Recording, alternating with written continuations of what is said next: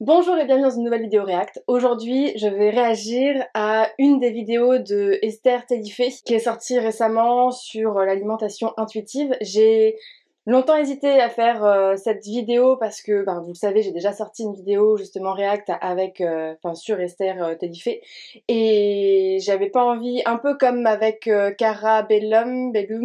j'avais pas envie en fait que ça soit perçu comme de l'acharnement parce que c'est pas du tout mon but, mais vous avez été nombreuses à me dire oui, je sais que t'as pas forcément envie de refaire deux fois des vidéos concernant la même chaîne ou la même personne, mais étant donné que là ça parle d'alimentation intuitive, ça serait peut-être cohérent quand même d'en refaire une. Donc j'ai finalement décidé de refaire une vidéo React sur cette vidéo-là en particulier. Je le répète, comme d'habitude, mon but, ce n'est pas du tout de lyncher les personnes qui font ces vidéos, mais juste de pouvoir donner mon avis, comme si on était en train de regarder la vidéo ensemble en fait, et de pouvoir vous dire selon moi qu'est-ce qui est bon à prendre dans cette vidéo et avec quoi est-ce que je suis pas du tout d'accord. Donc comme à chaque fois aussi je le répète parce qu'on me fait souvent la remarque dans les commentaires, il y a des chances que je ne passe pas toute la vidéo parce que passer toute une vidéo à dire je suis d'accord, je suis d'accord, je suis d'accord, je trouve qu'il n'y a pas grand intérêt non plus. Donc s'il y a des morceaux qui ne passent pas, ça veut dire en général que j'ai été d'accord avec cette partie-là de la vidéo, et puis je vais essayer de réagir sur le maximum de choses possibles, le but étant que la vidéo ne dure pas non plus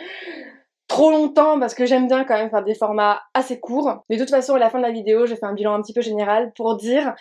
s'il y avait du bon, s'il y avait du moins bon, et puis voilà. La seule chose que je vous demande dans les commentaires des vidéos React, c'est d'être bienveillant, autant envers moi que envers les personnes qui ont fait les vidéos sur lesquelles je vais réagir. Parce que pour moi le but de ces vidéos ce n'est pas de les descendre, et j'aimerais bien que ce soit votre cas aussi. Donc pour ceux qui me connaissent pas, je m'appelle Gagnole Cindy, je suis diététicienne comportementaliste. J'ai longtemps mis en place sur moi-même des rééquilibrages alimentaires qui ont fini par me causer des troubles du comportement alimentaire, et donc là tout ce que je vais pouvoir dire dans cette vidéo repose sur mon avis personnel et professionnel, et puis c'est tout. Si je vais répondre de manière rapide à cette question de est-ce que je dois compter mes calories, noter tout ce que je mange, etc. ou est-ce que je dois suivre mes sensations physiques, la réponse est il n'y a pas de bonne réponse en fait. Les deux sont vrais, mais ça va dépendre de où vous en êtes dans votre démarche et de qui vous êtes aussi. C'est-à-dire que c'est aussi une question de personnalité, de ce qui vous convient, de ce qui va vous paraître naturel pour vous. On est bien d'accord que sur le très long terme, c'est pas une vie que de s'amuser à compter ses calories. Enfin, je veux dire, c'est pas une relation normale à la nourriture, quand bien même il y aurait une norme, mais pour la plupart d'entre nous, c'est pas un truc qu'on se souhaite à long terme. Donc ça peut être intéressant de se dire, ok, comme je me souhaite pas ça à long terme, je pourrais dès maintenant ne pas le faire et juste suivre mes sensations physiques. Mais si vous avez essayé, et j'imagine que si vous vous posez cette question, c'est que vous essayez au quotidien, peut-être que vous êtes retrouvé dans cette situation où en fait vous êtes au restaurant, vous avez un plat devant vous et vous commencez à vous dire, attends, je crois que j'ai plus faim, je crois que je pourrais m'arrêter là, mais bon il en reste un peu, je termine parce que c'est bon, et en fait c'est compliqué, voire limite, ça paraît, quand on y pense on en sourit, mais ça paraît même limite impossible de s'arrêter et de suivre ses sensations physiques. Donc en pratique vous n'arrivez pas à le faire. Du coup dans ce cas-là qu'est-ce qu'on fait? En fait ça va dépendre de là où vous en êtes dans votre rapport à vos sensations physiques. Si vous êtes ce que j'appelle calibré. Calibré, ça veut dire que vos hormones de faim et de satiété fonctionnent très très bien, que vous êtes tout à fait capable de dire quand vous avez une faim physiologique, lorsque vous savez le distinguer d'une envie de sucre par exemple, vous savez le distinguer d'une envie de manger pour combler une émotion, pour combler l'ennui ou toutes ces choses-là. Si vous ne connaissez pas la notion de tampon émotionnel, que vous débarquez ici, que vous ne m'avez jamais entendu parler de ça, je vous remettrai une vidéo ici, vous pouvez aller entendre parler de ça et aller voir un peu de quoi il s'agit. Donc là vous êtes à un stade dans ce cas dans votre vie où vous savez faire la distinction entre ça, vous savez aussi dire quand vous n'avez vraiment plus faim, vous savez dire aussi quand vous n'avez pas faim d'un aliment ou d'un autre, vous savez dire là. Alors je m'épose parce que du coup je me laisse embarquer dans la vidéo, j'ai l'impression, j'ai un petit peu oublié que je devais filmer. En fait, moi ce que je vais éventuellement conseiller à mes patientes, surtout quand ils viennent pour un début de prise en charge et qu'ils ont un passé de régimeur ou de régimeuses, et qu'ils ont eu l'habitude de faire attention à leur alimentation ou de faire attention aux calories qu'ils vont ingérer, aux calories des aliments qu'ils ingèrent, je vais leur conseiller en fait de ne rien changer au départ pour justement pouvoir lâcher des règles au fur et à mesure qu'on va apprendre à écouter les signaux que notre corps nous envoie et puis comprendre ce que ça signifie et savoir comment répondre aux besoins du corps. Parce qu'on est bien d'accord que normalement être à l'écoute de sa faim, de sa satiété, de son rassasiement, de ses émotions, tout ça, c'est quelque chose normalement qui est instinctif, qui est naturel. Le problème, c'est qu'avec l'éducation, avec la société actuelle, ben on perd en fait ce naturel, ce qui fait que ça devient plus du tout naturel. Et parfois pour des personnes, ça ne l'a jamais été parce que dès bébé, il y a eu de la restriction, il y a eu des choses qui ont été mises en place au niveau de l'éducation alimentaire qui font que ben, les personnes ne savent pas du tout écouter leur faim, leur satiété, leur rassasiement. Donc ça c'est quelque chose qui, selon les personnes, va être à réapprendre ou à apprendre tout simplement parce qu'ils ne l'ont jamais fait déjà de base. Donc on est bien d'accord que si vous n'en êtes pas encore au stade où vous écoutez vos sensations de faim, de satiété, bon, et j'en passe, c'est normal, tout simplement parce que ben vous êtes dans une société où on apprend pas à le faire. Heureusement, là, j'ai l'impression que ça évolue de plus en plus dans le contraire, mais tant mieux. Mais partez pas du principe que c'est une fatalité, parce que c'est quelque chose qui va devoir être réappris par la suite, soit seul de votre côté en vous informant grâce à des vidéos YouTube, grâce à des livres, grâce à des articles sur internet, enfin bref, ou même des thérapeutes avec une prise en charge. Mais bon bref, tout ça pour vous dire que ça peut changer. Et donc le but de dire à mes patientes que au départ il ne faut rien changer pour y aller progressivement, c'est juste pour éviter en fait le fameux pic de compensation dont je vous ai déjà parlé dans une vidéo que j'avais fait justement parce que bah, les patients que j'avais là récemment en consultation, c'était des personnes qui avaient déjà vu mes vidéos, qui avaient déjà commencé à mettre des choses en place et qui étaient en fait dans un début justement de pic de compensation parce que quand on lâche les rênes d'un coup, bah, forcément notre inconscient il a accès, enfin notre corps a accès à des aliments qu'on n'avait peut-être pas l'habitude de manger depuis pas mal de temps. Et donc là, vu qu'on s'autorise de nouveau de manger de tout, et qu'en général il y a plein d'aliments qui sont réintroduits en même temps, on est dans cette phase de compensation. Et le problème avec cette phase de compensation, c'est que elle risque de nous faire prendre du poids, cette prise de poids risque de nous faire peur, et cette peur risque de nous faire retourner dans la restriction, et en fait c'est un nouveau cercle vicieux et c'est pas forcément le but attendu. Donc le but c'est de pouvoir en sortir progressivement et de commencer en même temps à travailler sur ces sensations de faim, de satiété, pour justement pouvoir avoir et un repère corporel et un repère aussi en même temps calorique et des règles, même si le but sur le long terme, en tout cas dans ma prise en charge à moi, ça va être de mettre de côté justement tout ce qui va être règles purement diététiques, calories,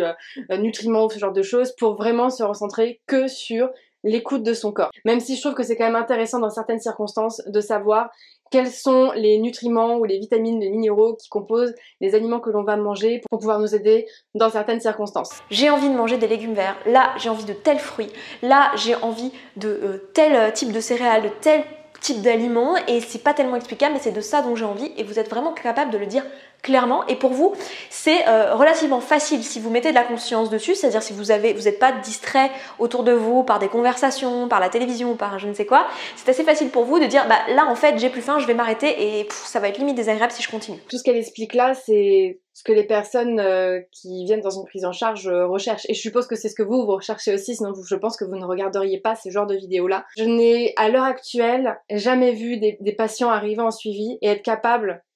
d'arriver à ce stade-là, qu'on soit bien d'accord. Donc je sais pas vraiment ce qu'elle va dire par la suite, mais je voulais juste que vous ayez ça en tête, c'est que c'est normal de pas réussir à mettre tout ça en place direct et de pas en être à ce stade-là dès le début. En tout cas, là je vous dirais oui effectivement, vous tournez plutôt vers une démarche intuitive, essayez de suivre vos sensations physiques, de prendre le temps en fait, peut-être de prendre un peu plus de temps pour manger, de manger de manière plus consciente, donc éviter d'avoir des distractions, un bouquin, une conversation, une télévision ou YouTube d'allumer. Je suis totalement d'accord avec elle. La seule chose sur laquelle il faut faire attention, c'est au niveau des discussions. On est bien d'accord que le but, parce que les discussions, les pensées, c'est aussi des distractions, mais c'est des distractions sur lesquelles vous pouvez éventuellement avoir la main. Ça va être plus facile lors d'une discussion ou lors ce qu'on est en train de penser, de pouvoir avoir des moments où on revient à soi, où on revient à ce qu'on est en train de faire, et pouvoir faire des allers-retours entre ce qui se passe dans notre tête, ce qui se passe à l'extérieur et ce qui se passe dans notre assiette et au niveau de notre corps aussi. Alors qu'en effet, dans les autres distractions du type la télévision, l'ordinateur, le travail, la lecture ou ce genre de choses, bah là ça va être beaucoup plus compliqué parce qu'on va avoir tendance à être plus happé parce qu'on est en train de faire. Parce qu'on va être plus facilement happé par la distraction qu'on est en train d'avoir. De prendre du temps en fait et de mettre de la conscience et de l'énergie sur écouter vos sensations physiques et manger en conscience, ça peut être quelque chose qui va suffire en fait dans une démarche de perte de poids. Si vous avez quelques kilos de surpoids, ça peut suffire. Là elle parle dans une démarche de perte de poids. On est bien d'accord que l'alimentation intuitive et être à l'écoute de son corps, Ça peut nous permettre de perdre du poids, mais tout va dépendre de notre poids d'équilibre. C'est pas parce que vous mangez intuitivement que vous allez forcément perdre du poids et être mince. Le fait de travailler sur son comportement alimentaire et d'être à l'écoute de soi, ça nous permet en fait d'être libérés de toutes les règles qu'on peut se mettre en tête et d'enlever un peu ce brouhaha incessant qu'on va avoir à l'intérieur de nous, en train de nous dire tu devrais pas manger ça, tu devrais plutôt manger ça, tu devrais pas manger cette quantité, tu devrais plutôt manger cette quantité là. Ah et puis là c'est pas l'heure de manger donc tu devrais attendre un petit peu. Ouais mais j'ai faim. Non. Voilà, donc pouvoir enlever tout ça, parce que je sais que déjà dans notre société actuelle, il y a déjà les personnes extérieures qui sont là en train de nous dire un petit peu ce qu'on doit ou pas manger, hein, parce que tout le monde sait mieux que nous ce qu'on doit faire de toute façon. En revanche, si vous êtes actuellement dans une situation où en fait, si vous suivez vos sensations physiques, votre corps va plutôt vous demander du sucre, vous allez plutôt manger plus, vous allez plutôt avoir une démarche limite incontrôlable face à la nourriture qui vous dépasse même vous-même et en fait après vous n'allez pas vous sentir bien, vous allez vous sentir ballonné et vous allez avoir cette sensation d'avoir trop mangé. Dans ce cas, il y a de bonnes chances que vos sensations soient juste pas hyper claires en fait. Et une première chose à faire dans cette situation-là, surtout si vous vous rendez compte que vous avez pas mal de tampons émotionnels et qu'en fait vous mangez souvent et vous avez très conscience de ça, alors que vous n'avez pas faim du tout, il y a de bonnes chances qu'en fait votre calibration hormonale soit pas dingue et que vos sensations de faim elles soient pas hyper claires et pas hyper bonnes. Et dans ce cas-là, ça vaudra le coup de mettre de la conscience sur votre alimentation et de choisir un mode alimentaire qui va vous permettre de vous calibrer. Je vous avais parlé de ça et de comment vous aider à choisir ça dans cette vidéo, qui va vous aider en fait à comprendre comment marche votre système hormonal, comment marche l'insuline, comment marche le stockage des graisses, comment ça fonctionne pour que vous puissiez choisir une alimentation qui vous convient. La façon de calibrer vos hormones de façon plus rapide et de façon volontaire, ça va être de vous assurer que votre insuline baisse. Et pour ça, ça va être important effectivement de mettre de la conscience sur ce que vous mangez pour consciemment et intellectuellement, oui, dans un premier temps, décider de ce que vous allez manger pour pouvoir faire baisser votre insuline et pouvoir retrouver clairement vos sensations physiques. Alors, par rapport à ce conseil-là, si vous n'êtes pas dans une démarche pour l'instant de compter vos calories, de faire attention à votre alimentation, mais vraiment de rentrer dans de l'alimentation intuitive et que vous voulez plus mettre ce genre de choses en place, je vous déconseille fortement de mettre ce conseil-là en action. Parce que vous allez en fait repartir dans une sorte de restriction, alors que le fait de travailler sur votre comportement alimentaire va avoir pour but de sortir de la restriction. Et le problème de ce cercle vicieux, c'est qu'il risque sur le long terme de vous faire prendre du poids, alors que c'est pas du tout ce que vous souhaitiez à la base. Mais par contre, le fait de devoir changer de mode alimentaire, de devoir compter ses calories, alors pas compter les calories, mais pouvoir en tout cas manger de manière un peu plus équilibrée, avec des quantités un peu plus prédéfinies, ça c'est plutôt ce que je vais conseiller à des personnes qui souffrent d'anorexie et qui sont vraiment au tout début d'une prise en charge. Mais en règle générale, les personnes qui viennent me voir sont en train de sortir de l'anorexie et ont déjà passé ce cap là de devoir remettre un cadre alimentaire. Si vous avez l'impression de souvent manger sans avoir faim mais en ayant envie de manger, ou si vous avez l'impression d'avoir trop souvent trop mangé et de pas respecter votre rassasiement, déjà je vois sur tout de suite votre rassasiement c'est le fait de ne plus avoir envie de rien. Donc si quand vous êtes au restaurant que vous sentez que là vous êtes arrivé à satiété ou que votre estomac est rempli, mais que vous avez encore envie de manger, c'est juste que votre rassasiement a tardé à arriver. Donc il n'y a pas d'histoire d'hormonal au final dans l'histoire, c'est juste que là il va y avoir un travail à faire au niveau du rassasiement et ça va être mis en place progressivement dans une prise en charge à l'aide de petits exercices et de petites choses qui vont changer dans votre quotidien ou dans votre manière de manger, qui vont faire que le rassasiement va arriver de plus en plus tôt. Et très souvent dans les débuts, dans les premières séances, quand on met des choses en place justement parce que vous êtes nombreux à avoir du mal à vous arrêter avant que l'estomac soit rempli, hein, parce qu'on est bien d'accord que le rassasiement, normalement, il est censé arriver avant que l'estomac soit totalement plein, parce que le fait d'avoir l'estomac plein, c'est quand même la sensation finale que notre corps nous envoie pour nous dire c'est trop tard. Et vous êtes donc nombreux de voir l'effet de ces petites choses que vous avez changées au quotidien sur le rassasiement et son arrivée qui du coup arrive moins tardivement et parfois vont arriver beaucoup plus tôt qu'avant d'avoir la prise en charge. Mais on est bien d'accord que ça n'a absolument rien à voir avec les aliments que vous êtes en train de manger. Même si je sais que vous êtes beaucoup à penser que, je sais pas moi, sur la pâte à tartiner, sur les chips ou sur la pizza par exemple, vous allez avoir un comportement alimentaire qui va être un peu incontrôlable et que c'est sur ce type d'aliments-là que vous n'allez pas réussir à vous arrêter. Je vous rassure tout de suite, à partir du moment où justement vous travaillez à changer des petites choses dans votre quotidien, peu importe l'aliment que vous allez manger, vous allez finir de toute façon par avoir un rassasiement aussi qui arrive plus rapidement, même sur les aliments ou vous vous dites incontrôlable? Donc il y a plusieurs façons de faire ça, il y a le jeûne intermittent, il y a le fait de enlever tous les sucres raffinés de votre alimentation pendant un temps donné, le temps de retrouver ces sensations-là. Il peut y avoir aussi le fait de manger moins en termes de calories, ça va aussi faire baisser votre insuline. Par contre, c'est pas la solution la plus efficace, mais ça peut aussi être une solution. Bref, il y a plein de choses qui peuvent vous convenir, peut-être un régime cétogène aussi, c'est quelque chose qui peut vous convenir pour faire baisser votre insuline.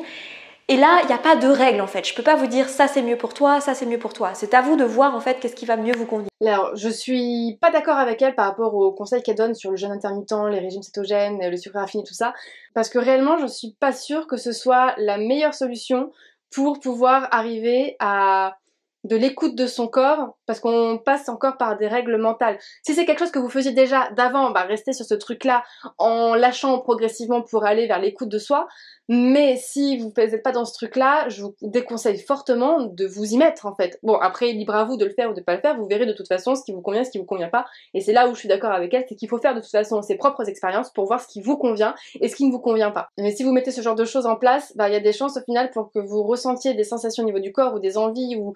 des signaux que votre corps peut vous envoyer et de pas les respecter justement parce que vous avez mis un cadre en place. Ça passe par noter ce que vous mangez, mettre de la conscience dessus, peut-être compter les calories et toutes ces choses-là. Et je vous arrête tout de suite. Si vous êtes comme moi j'étais, et comme je sais que vous êtes beaucoup à être, à savoir que vous dites non, j'ai un rejet total de tout ce qui concerne la prise de notes de ce que je mange, de tout ça, parce que je considère que c'est du contrôle, parce que je considère que c'est trop régime, trop restrictif, etc. et ça ne me convient pas. Je vous inviterai à ne pas rejeter en bloc ça et à le voir vraiment comme une prise de données. C'est-à-dire que si vous ne prenez pas de données sur ce que vous faites actuellement, sur votre alimentation actuelle ou sur les changements que vous allez opérer, en fait, vous ne pourrez pas savoir si ce que vous faites, ça fonctionne. Alors, je vois ce qu'elle a voulu dire par là, mais c'est vrai que je trouve ça dommage d'insister sur le fait qu'il faut prendre des notes au niveau des aliments qu'on est en train de manger. Je sais que une des premières choses, moi, que je vais demander à mes patients quand on va se voir la première fois pour la fois d'après, ça va être justement de pouvoir prendre des notes sur ce qu'ils ont mangé et comment ils vont le manger, en précisant à chaque fois que clairement les aliments qu'ils vont pouvoir noter ne m'intéressent pas vraiment. Ça va pouvoir nous donner une indication sur le comportement alimentaire qu'ils vont parfois avoir, mais je m'en sers quasi jamais. Pour moi, ce qui va être le plus important, surtout pour vous à noter, ça va être de savoir est-ce que avant de manger, à chaque fois vous aviez faim, pas faim, avec qui est-ce que vous étiez pendant que vous étiez en train de manger, est-ce que vous étiez en train de faire, est-ce que vous pensez avoir trop mangé, pas assez, suffisamment, bref, de pouvoir prendre en note un petit peu, observer votre comportement alimentaire. Donc c'est un peu dans la même démarche que ce qu'elle dit là dans la vidéo, sauf que pour le coup, moi je suis pas fan à l'idée de devoir noter les aliments dans le but de pouvoir j'allais dire se fliquer, mais là je sais que dans la vidéo elle parle pas du tout dans un but de se fliquer, le but c'est justement de pouvoir prendre du recul. Alors dans cette vidéo il y a des choses sur lesquelles je suis plutôt d'accord, par contre le truc sur lequel je ne suis absolument pas d'accord c'est le fait de devoir recalibrer votre alimentation si c'est pas déjà ce que vous aviez fait déjà de base, parce que ça va vous remettre, comme je vous disais tout à l'heure, dans de la restriction alors que le but c'est d'en sortir. Donc même sur le court terme, ça je vous le déconseille totalement si c'est pas quelque chose que vous êtes en train de faire actuellement. Si actuellement vous êtes plus dans une démarche anti-régime, anti-rééquilibrage alimentaire et que vous avez déjà commencé un travail sur l'alimentation intuitive, continuez sur ce truc-là, repartez pas dans de la restriction, ça ne sert à rien parce que vous êtes en train de faire des pas en arrière alors que vous voulez au final partir sur autre chose. Par contre, si là, à l'heure actuelle, vous êtes déjà dans un comptage de calories, dans de la restriction, dans un cadre que vous vous êtes déjà mis et que vous voulez en sortir, pour le moment, restez dans ce cadre-là et progressivement, cherchez à en sortir, mais vraiment de manière progressive, sans chercher à lâcher forcément toutes les règles d'un coup, même si je sais que vous êtes beaucoup à le faire parce que moi je l'ai fait aussi. Donc voilà pour la vidéo d'aujourd'hui. S'il y a bien au final un truc à retenir que Esther a dit et avec lequel je suis extrêmement d'accord, c'est que vous devez vivre vos propres expériences pour savoir ce qui vous convient. Donc voilà, je garde ça pour le mot de la fin. Il n'y a que vous qui pouvez savoir ce qui est bon pour vous. Et puis comme d'habitude, on se revoit demain dans une nouvelle vidéo. Si c'est toujours pas fait, je vous laisse vous abonner, likez la vidéo et puis on se dit à bientôt.